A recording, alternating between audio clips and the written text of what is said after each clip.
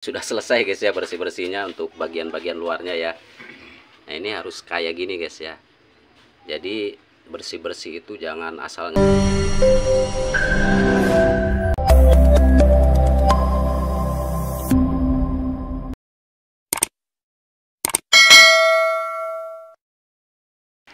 Assalamualaikum warahmatullahi wabarakatuh. Selamat pagi semuanya, selamat beraktivitas. Semoga kita selalu diberikan kesehatan, diberikan rezeki yang berlimpah, berkah, kemudian dimudahkan dari segala bentuk urusan aktivitas keseharian kita guys ya. Tentunya kita harus pandai-pandai bersyukur ya.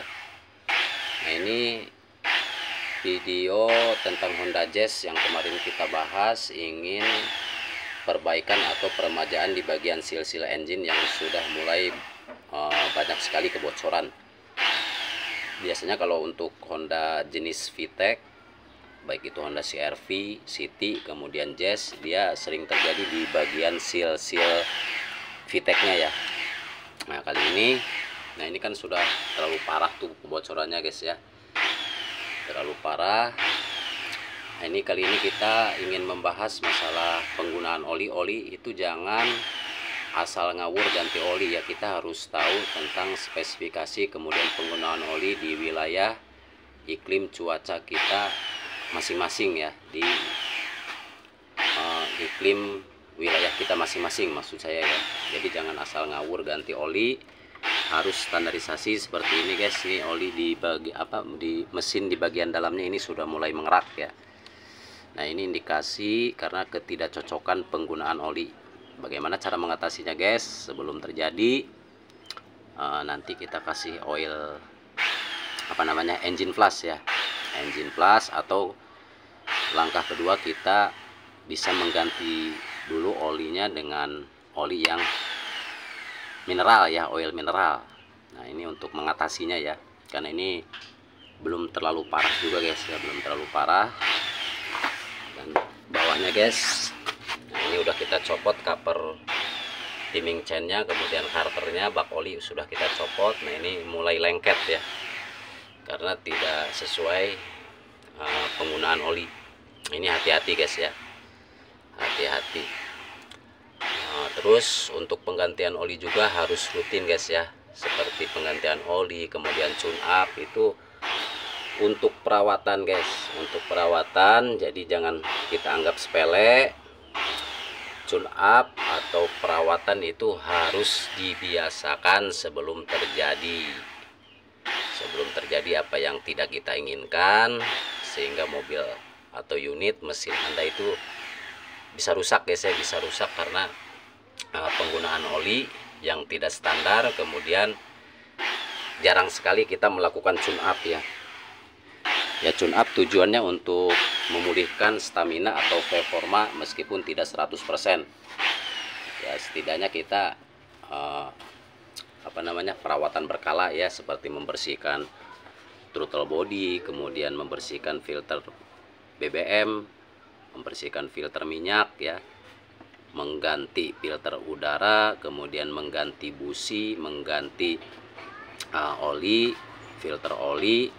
Kemudian di bagian busi juga itu jangan sampai nunggu busi itu mati baru diganti guys, karena efeknya luar biasa terhadap oil. Kalau kita malas ganti busi, kan ada tuh di buku manual tuh jarak berapa kilometer kita penggantian busi, kemudian penggantian oli ya. Nah ini harus berkala guys ya, harus berkala, artinya sing rajin guys ya, sing rajin untuk perawatan unit kendaraan kita guys.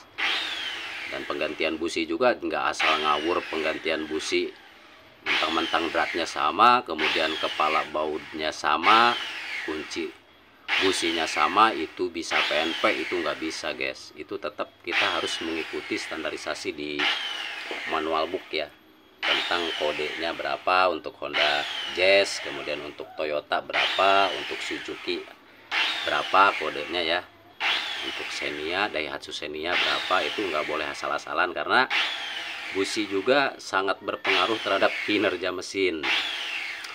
Nah ini kan mau kita perbaiki, sekalian mau kita tune up. Poin-poin tune up itu banyak sekali guys, mulai dari filter BBM yang tadi kita sebutkan ya, fuel pump kita bersihin, throttle body kita copot, kita bersihin, kemudian injektor kita cek, mungkin injektor udah ada yang bocor atau gimana, sekalian kita bersihin guys ya. Terus penggantian filter udara, penggantian busi, pengecekan kuil, takut kuil sudah ada yang bocor, kemudian pembersihan di bagian sirkulasi air juga ya, air pendingin itu penting guys ya. Kemudian di oksigen sensor kita bersihin, itu banyak sekali guys, banyak sekali, dan itu berpengaruh terhadap kinerja performa mesin sendiri ya guys ya. Jadi jangan kita sepelekan, jangan kita abaikan ya. Nah, contoh ini nanti kita bongkar kan, kita bersihin sekalian lubang-lubang oli, lubang-lubang oli yang menuju ke atas ini guys ya, ke apa namanya, pelatu kelep atau loker arm ya. Dan kinerja oli, oil pressure juga kan berpengaruh terhadap VTEC. Sedangkan VTEC itu kan mengandalkan dari pressure oli tersebut guys ya. Jadi sangat berpengaruh ya untuk VTEC, dari tekanan oli, pressure oli. Dan ini juga nanti kita buka sekalian di bagian filter, di bagian pompa olinya ya. Pompa olinya kita bersihin, kita cek. Kemudian di valve pompa olinya itu kan ada valve, nanti kita bersihin juga guys nih, sini nih. Nah ini wajib kita bersihin guys ya. Nah, ini valve pompa oli supaya tekanan oli itu kembali jos ya, kembali kuat, sehingga sirkulasi oli baik guys ya, sirkulasi oli baik. Nah ini untuk bagian-bagian yang sudah kita copot masih kita bersihkan ya. Jadi kalau di bengkel kita itu selalu mengutamakan kebersihan, intinya bersih. Kemudian langkah-langkah prosedural yang harus kita ikuti, dari mulai pembongkaran kemudian pemasangan, itu kita selalu prosedural ya. Mulai dari pembukaan baut, kemudian pemasangan baut, itu harus kembali ke habitatnya masing-masing guys ya. Jadi jangan asal bongkar kita satukan baut-baut, itu sebenarnya tidak boleh, kecuali orang-orang yang sudah profesional, yang sudah mengenal dengan tipe Honda seperti ini. Itu kan pasti ya, pasti oh ini baut ini, oh ini baut untuk ini, gitu pasti kenal ya. Nah untuk kita pemula guys ya, pemula prosedural guys. Jadi diupayakan baut itu harus kembali ke habitatnya. Kemudian urutan-urutan wiringnya, kabelnya itu harus sesuai dengan seperti semula ya. Jadi jangan asal ngawur. Kabel juga harus kita tata, harus kita susun seperti semula. Nah ini untuk bagian-bagian luarnya yang sudah kita copot, sedang kita bersihin guys ya. Nah ini nanti videonya guys, cara-cara kita bersih-bersih engine, baik itu pembongkaran penggantian seal-seal atau ketika kita melakukan overhaul atau turun mesin guys ya. Kita selalu mengutamakan kebersihan guys ya. Jadi pelan-pelan asal kelakon, sing penting bersih guys ya. Nah ini videonya guys ya. Sudah selesai guys ya bersih-bersihnya untuk bagian-bagian luarnya ya. Nah ini harus kayak gini guys ya. Jadi bersih-bersih itu jangan asal ngawur kita menggunakan zat kimia atau cairan yang terlalu keras ya, karena bisa merusak dari warna asli dan warna alaminya, itu jadi rusak guys ya. Kalau ini kan alami guys ya, jadi masih bawaannya. Kita tidak menggunakan bahan cairan yang menggunakan zat kimia yang terlalu keras. Kita hanya menggunakan sabun guys ya, hanya menggunakan sabun. Mulai dari strainer ini kita bersihin, nanti juga itu apa namanya, pompa oli kita bongkar juga, kita bersihin. Kemudian nanti engine kita kasih engine plus guys ya. Nah ini untuk cara trik pengelemannya juga nanti ada guys ya, cara untuk trik pengeleman supaya rapih seperti sedia kala mobil baru keluar dari baru ya. Ada triknya juga, cara pengeleman, cara pelakitan, kita harus prosedural, tidak boleh asal-asalan ngawur. Nanti ketika kita rakit, kemudian di start awal kita insya Allah tidak akan menemukan permasalahan baru ya, tidak akan menemukan permasalahan baru. Kemudian ini seal-seal yang sudah mulai mengeras nanti kita ganti guys, kita ganti. Tentunya seal juga ini harus menggunakan seal yang standar yang bagus ya, nggak boleh seal-seal yang murah-murahan kayak gitu guys ya. Nah ini untuk seal di bagian pressure oilnya juga, ini yang di bak karter, bak oli nanti kita ganti juga guys ya.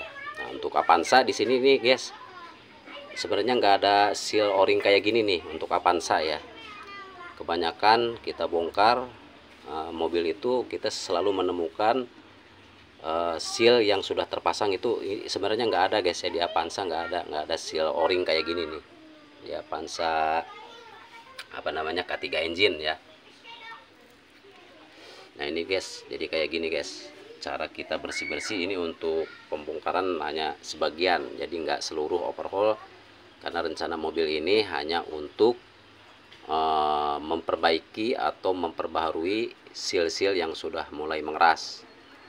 Dan info lagi katanya dari si pemiliknya, jadi mobil tersebut katanya kalau pagi hari dia si maticnya itu tuasnya keras, nggak bisa dipindahkan, tapi kalau udah panas dia normal kayak seperti biasa katanya. Itu bisa terjadi dari oil matic yang sudah mulai tekor, mengurang ya. Kemudian oil yang belum pernah ganti ya, oil transmisinya. Bisa jadi juga dari seal-seal dalamannya yang sudah mulai mengeras, bisa juga guys ya. Nah nanti kita cek setelah kita selesai perbaikan kebocoran engine, baru kita mengarah ke transmisinya guys ya. Transmisinya kita cek dulu oil transmisinya. Kalau untuk oil transmisi matic itu juga jangan asal-asalan, dia ada yang oil CVT, kemudian ada yang oil ATF ya, jangan asal-asalan guys ya. Tentunya semua harus mengikuti prosedural kerja. Nah ini di bengkel kita guys ya, insya Allah di bengkel kita mengutamakan kebersihan, karena kebersihan itu guys sebagian daripada iman guys ya. Insya Allah nanti ini setelah perakitan lancar, kemudian awet, si owner puas, kita pun senang guys ya. Oke guys, mungkin hanya itu ya guys ya yang perlu saya sampaikan mengenai oli. Oli itu harus standarisasi penggunaannya, kemudian harus cocok juga tentunya dengan wilayah iklim di wilayah kita masing-masing. Tentang penggantian busi jangan asal ngawur, pokoknya busi itu harus standarisasi mengikuti buku panduan tentang kode busi. Jadi jangan mentang-mentang sama dratnya kemudian kunci businya sama, itu bisa PNP, itu nggak bisa guys ya, nggak bisa. Meskipun bengkel kampung kita guys selalu mengutamakan standarisasi guys ya. Salam dari saya Andika Motor, semoga bermanfaat. Dari Desa Sindanghayu, Kecamatan Saketi, Kabupaten Pandeglang, Banten, Indonesia. Undur diri. Wassalam, assalamualaikum warahmatullahi wabarakatuh. Dukung orang Banten, dukung orang Pandeglang guys.